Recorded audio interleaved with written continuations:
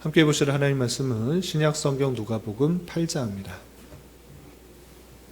3월 8일 누가복음 8장을 읽는 날인데 8장도 1절부터 56절까지 길게 되어 있어서 다 읽지는 않고요.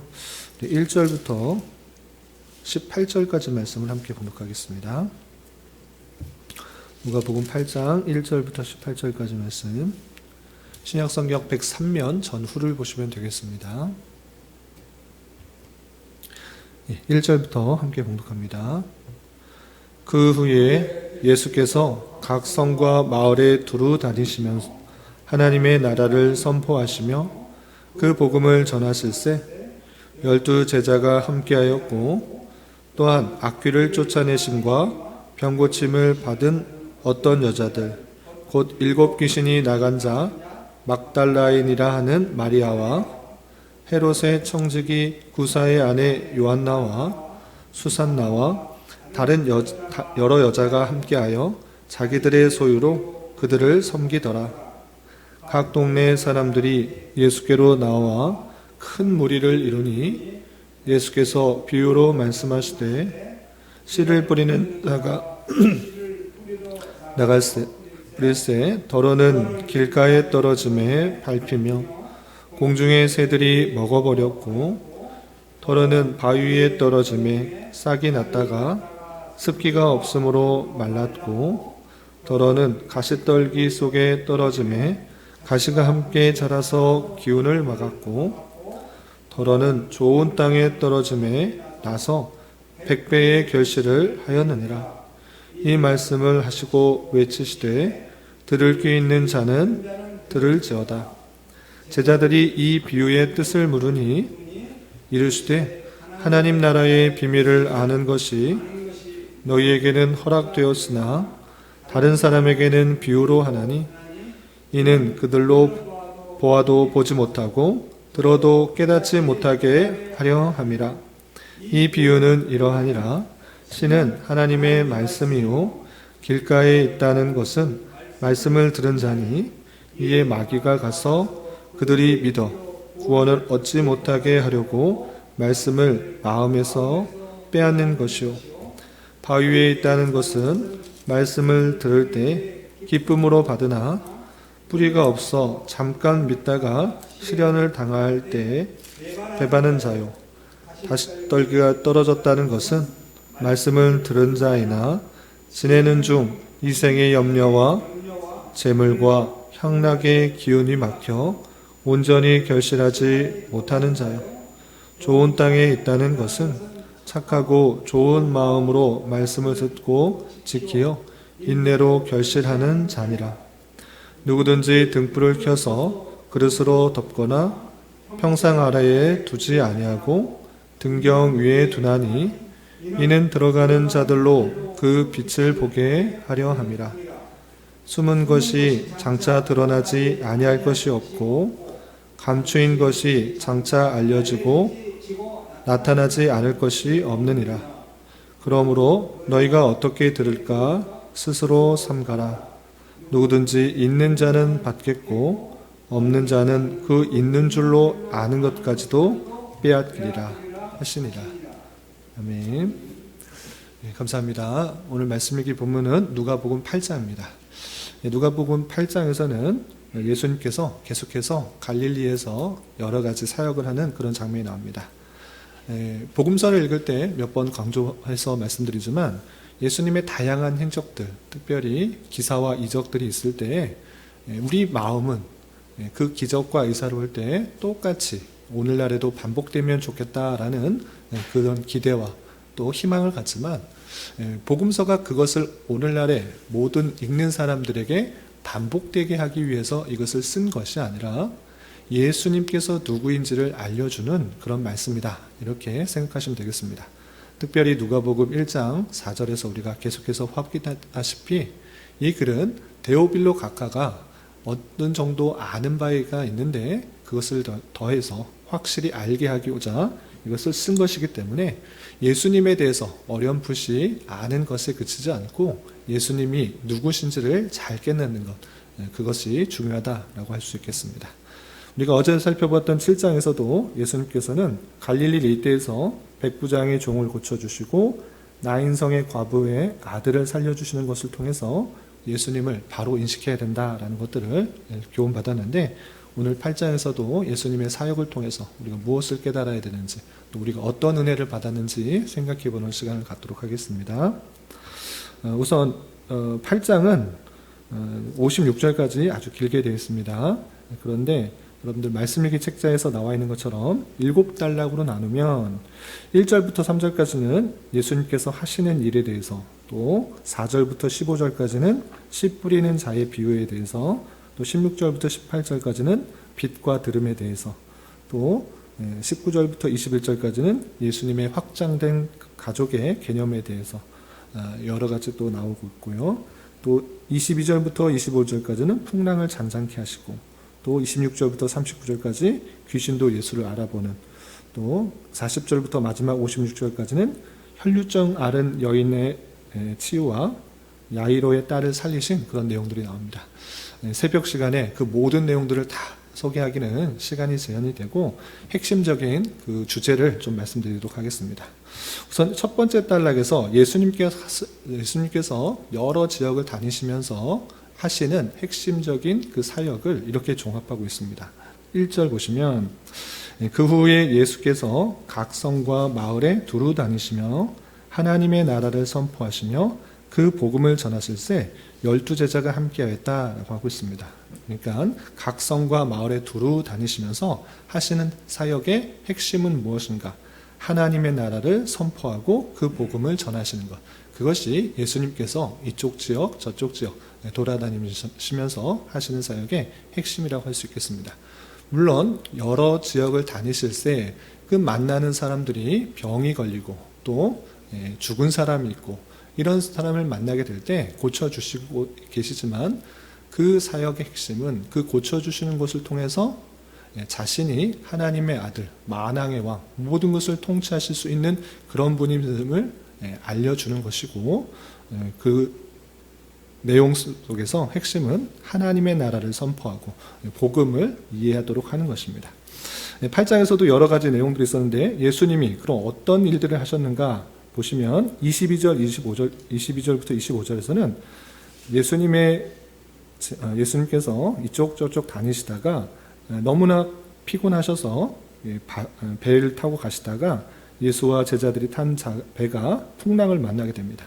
그런데 풍랑을 만났을 때 제자들은 두려워하였지만 예수님께서는 풍랑을 잠잠케 해서 바람과 물도 주관하실 수 있는 분이시라는 것들을 보여주고 계십니다.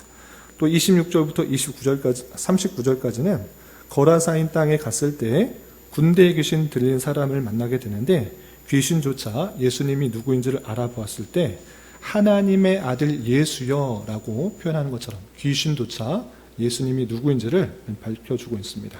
그런데 하나님의 아들 예수여, 당신이 무슨 상관이 있나이까 라고 하면서 왜 나에게 왔나 이렇게 하지만, 예수님께서는 그 군대에 귀신 들린 그 사람의 귀신을 다 쫓아내고 그를 온전케 하시는 그 모습을 볼 수 있습니다. 그리고 40절부터 56절, 오랫동안 혈류증을 앓은 여인이 예수님을 만나서 예수님의 옷깃을 스치면 나을 것이라는 그런 기대 때문에 그에게 다가가게 되고, 예수님은 먼저 그를 알아보시고 따라 내 믿음이 너를 구원하였다라고 하면서 그 병이 낫는 것에서 그치지 않고 예수님께서 이 땅에 오신 그 궁극적인 목적, 온전한 믿음을 통해 구원을 얻게 하시는 그 구원의 복음을 선포하시는 것을 볼 수 있습니다. 또한 야이로의 딸이 죽었음에도 불구하고 예수님께서는 그 죽은 아이, 그 아이의 손을 잡고 이르시되 아이야 일어나라 하였더니 그 아이의 영이 돌아와서 아기가 곧 일어난 그 모습을 밝히고 있습니다. 이렇게 예수님께서는 풍랑도 잠잠케 하시고 여인의 병도 고쳐주시고 죽은 자도 살리시는 그 모습을 우리는 복음서에서 발견하게 됩니다. 그렇지만 다시 한번 말씀드리지만, 이런 말씀을 읽으면서 동일하게 모든 사람들이 이 말씀을 읽으면 똑같이 이렇게 된다라는 것을 말씀하고자 하는 것이 아니라, 이런 일을 행하실 수 있는 분이 예수라는 것을 아는 것이 중요합니다. 그래서 형상에만 그치지 말고 그 일을 행하시는 분이 누구신가를 잘 깨닫는 그 본질을 아는 것이 중요한데, 그것은 예수님, 하나님의 아들이고 그분께서 우리를 위하여 이 땅에 오셨고 우리를 대신하여 십자가에 달려 돌아가셨다는 것을 깊이 깨닫는 것이 중요합니다. 그래서 이 세상에 다른 것을 의지하는 것이 아니라 예수 그리스도를 참으로 의지하고 믿고 나아갈 때 구원을 얻을 수 있다는 것을 깨닫는 것이 중요하다라고 할 수 있겠습니다. 그러는 가운데 이 놀라운 사실을 모든 사람들에게 전하지만 그것을 깨닫는 자는 제한적이다라는 그 말씀이 오늘에 포함되어 있습니다. 그래서 이 말씀 위주로 오늘 또 은혜 받고 도전받는 시간을 갖도록 하겠습니다. 예수님께서 이 땅에서 많은 능력을 행하시고 또 보이시고 복음을 가르치셨지만 그것을 깨닫는 자는 다 깨달았는가, 다 이해했는가, 다 믿음을 가졌는가? 그렇지 않다는 것이 중요합니다. 허락된 사람에게만 이해가 되고 믿음이 생기고 구원을 받게 된다는 그 놀라운 사실이 오늘 말씀에 있는데, 그 말씀을 좀 살펴보겠습니다. 그 표현이 무엇이냐? 그것이 4절 이하 나오는 씨 뿌리는 비유인 것입니다. 씨 뿌리는 비유 4절 보시면 이런 표현이 있습니다. 각 동네의 사람들이 예수께서 나와 큰 무리를 이루니 예수께서 비유로 말씀하시되, 씨를 뿌리는 자가 그 씨를 뿌리러 나갈새 덜어는 길가에 떨어짐에 밟히며 공중의 새들이 먹어버렸고, 덜어는 바위 위에 떨어짐에 싹이 났다가 습기가 없으므로 말랐고, 덜어는 가시떨기 속에 떨어짐에 가시가 함께 자라서 기운을 먹었고, 덜어는 좋은 땅에 떨어짐에 나서 100배의 결실을 하였느니라. 이 말씀을 하시고 외치시되 들을 귀 있는 자는 들을지어다 라고 했습니다. 아주 유명한 4가지 땅에 떨어진 씨의 비유인 것입니다. 그런데 여기서 4가지, 길가, 바위, 가시떨기, 좋은 땅에 떨어졌는데 좋은 열매, 100배의 열매를 맺힌 땅은 어느 땅이었습니까? 좋은 땅에 떨어진 씨가 그런 100배의 결실을 맺었습니다. 이 말씀을 흔히들 잘못 적용하면 어떻게 되는가라고 할 때, 길가 같은 마음, 또 바위 같은 마음, 가시떨기 같은 나의 마음, 그 마음의 돌을 제거하고 가시를 제거하고 좋은 땅이 되어서 좋은 열매를 맺는 사람이 되어야 된다, 이렇게 강조하는 경우가 많습니다. 그런 설교 들어보지 않으셨나요?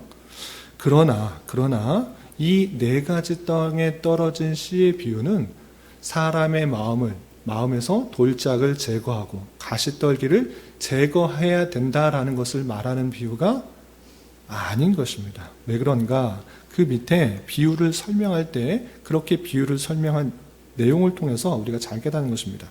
그래서 9절 이하 보시면, 제자들이 이 비유의 뜻을 물으니 이르시되 하나님 나라의 비밀을 아는 것이 너희에게 허락되었으나 다른 사람에게는 비유로 하나니 이는 그들로 보아도 보지 못하고 들어도 깨닫지 못하게 하려 함이라 라고 표현했습니다. 우선 비유로 이것을 이야기한 이유가, 이것이 하나님의 나라를 아는 비밀을 너희에게는 허락되었고 다른 사람들에게는 허락되지 않았기 때문에 비유를 말하면 이게 무슨 뜻인가 하고 깨닫지 못하게 하기 위함이다 라고 표현하고 있습니다.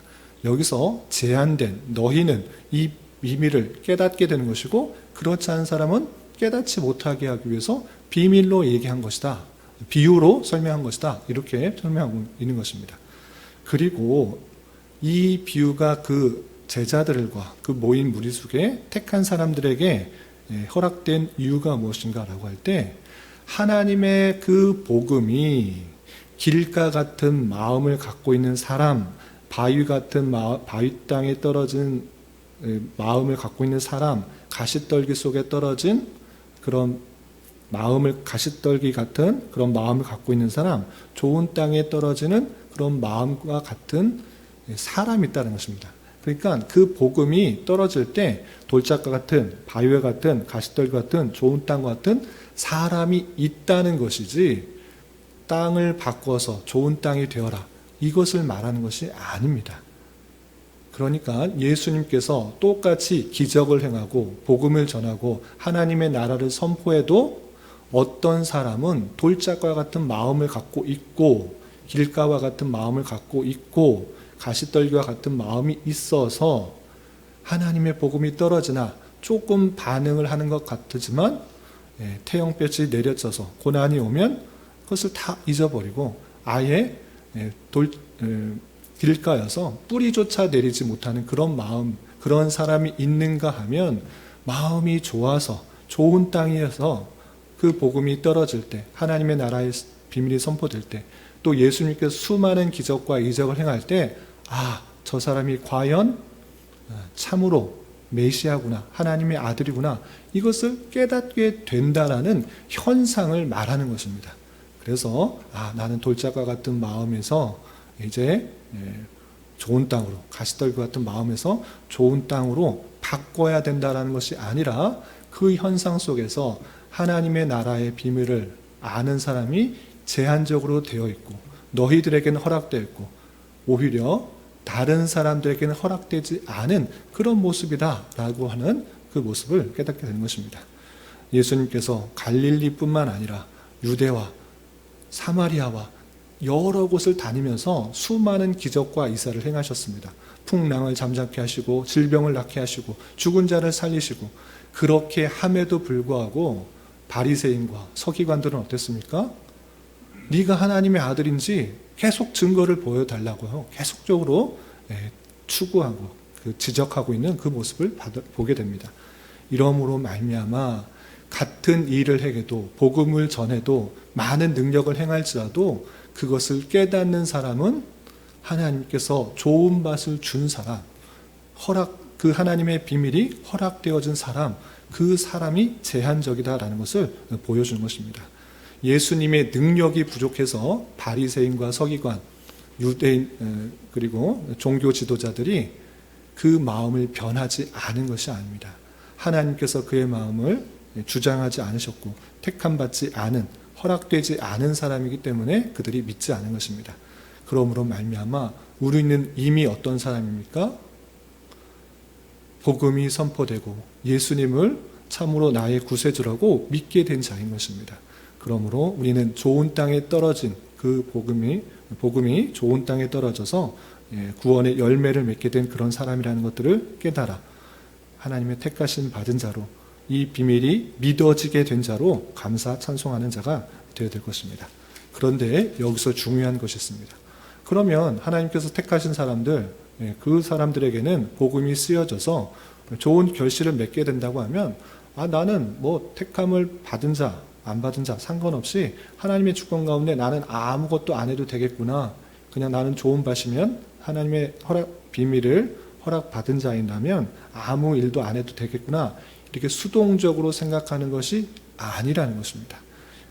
이렇게 복음이 떨어질 때 온전하게 반응한 사람이 있음에도 불구하고 하나님의 택하심을 받은 자, 하나님의 나라의 비밀을 알도록 허락된 자는 마땅히 해야 될 자세가 있는 것입니다. 그것이 16절부터 18절까지 이렇게 되어 있는 것입니다. 16절부터 18절 보시면 그 비유를 끝나고 덧붙여서 또 다른 말씀하신 것입니다.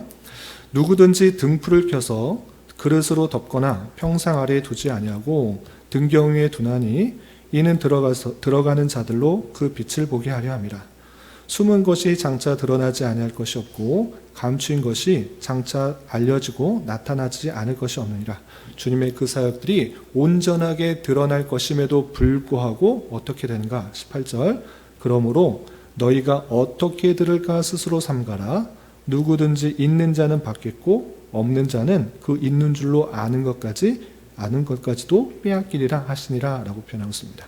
등불을 켜서 그것을 등경 위에 두어서 그 빛을 다 보게 하는데도 불구하고 그 온전히 다 드러나게 되는 것임에도 불구하고 우리는 어떻게 되는가? 너희가 어떻게 들을까 스스로 삼가라. 하나님의 말씀이 드러나고 하나님 말씀이 선포될 때 우리가 택함 받았으니까 가만히 있으면 믿음이 생기고 열매 맺을까 이렇게 생각할 수도 있지만 그런 것이 아니라 택함 받은 사람으로서 마땅한 자세는 너희가 어떻게 들을까 스스로 삼가해서 그 빛이 비춰줄 때 이 말씀이 어떤 의미를 가질까 또 어떤 뜻을 가질까 삼가며 그것을 깨닫고 그것을 지키고 행해야 된다라는 것을 우리 교훈하고 있는 것입니다. 그래서 누구든지 있는 자는 받겠고, 여기서는 믿음이 있는 자는 그 믿음에 따라서 올바르게 반응하여서 하나님의 상을 받겠고, 그럼에도 불구하고 없는 자, 그 믿음이 없는 자는 그 있는 줄로 아는 것까지 빼앗기어서 내가 믿음이 있었다라고 생각하지만 오히려 헛된 믿음, 잘못된 믿음으로 말미암아 그 믿음을 빼앗기고 온전한 심판을 받게 될 것을 표현하고 있는 것입니다. 하나님의 놀라운 은혜로 우리가 택함을 받아 복음을 듣게 되고, 복음을 듣는 것에 그치지 않고 참된 믿음으로 믿음이 생겨서 예수를 구세주로 믿고 구원을 얻게 된 자로서 아무 일도 행하지 않는 것이 아니라, 그럼에도 불구하고 어떻게 들을까 스스로 삼가해서 주님의 말씀을 잘 귀담아 듣는 것에 그치지 않고 그 말씀대로 행하는 그런 삶으로 하나님께서 원하시는 제자의 모습으로 나아가야 될 것입니다.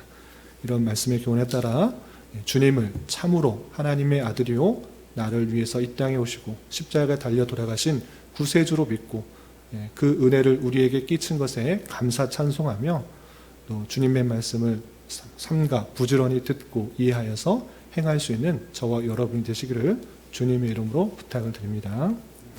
기도하겠습니다. 하나님 아버지 감사합니다. 오늘 말씀을 통해서 예수님의 여러 사역과 네 가지 땅에 떨어진 씨 비유의 의미에 대해서 살펴보았습니다. 이런 말씀을 대하는 자로서 하나님의 말씀을 듣고 그 나라를 아는 것이 허락된 것이 제한적인데, 우리 자신이 그 말씀을 듣고 반응하여 열매 맺도록 은혜 주신 것에 대하여 감사 찬송할 수 있는 자 되게 하여 주시고, 예수님을 만왕의 왕이자 하나님의 아들로 고백하게 하여 주시고, 그 분께서 우리를 위해 이 땅에 오셨으며 십자가에 달려 돌아가심으로 우리가 죄사함과 구원을 얻었음을 온전히 믿으며 주님의 말씀을 삼가 잘 듣고 그대로 살아가기에 힘쓰는 자 되게 하여 주시옵소서. 주님, 3월은 고난과 부활이라는 주제로 한 단을 보내려고 합니다. 주님께서 당하신 고난과 부활의 의미를 잘 깨닫게 하여 주시고, 우리 또한 넓고 편한 길이 아니라 고난의 길, 십자가의 삶을 잘 감당하게 하여 주시며, 이런 연단의 삶을 통하여 천국에서의 영원한 삶을 잘 준비할 수 있는 자 되게 하여 주시옵소서. 주님, 교회 내 육체의 질병과 연약함으로 생활이 어렵고 불편한 가운데 있는 여러 지체들이 있습니다. 주님 지켜주셔서 건강하게 잘 치유되고 회복될 수 있도록 인도하여 주시고, 직장과 사업장의 문제로 가족의 전도와 신앙을 위해 복된 결혼과 가정을 위해 주님께 간절히 부르짖며 나아가는 여러 지체들이 있사오니 주님, 그들과 함께하여 주시고 그들의 기도 응답해 주시사 우리의 기대와 소망보다 훨씬 더 풍성한 것들로 채워주신 하나님을 깊이 경험할 수 있는 기회 되도록 인도하여 주시옵소서. 오늘 저녁에 있는 금요기도 시간에도 주님 함께하여 줄 믿으며 이 시간 각자 간절하게 간구하는 기도 제목 주님께서 들으시고 가장 선한 것들로 응답하여 주시옵소서. 예수님의 이름으로 기도 올리옵나이다. 아멘.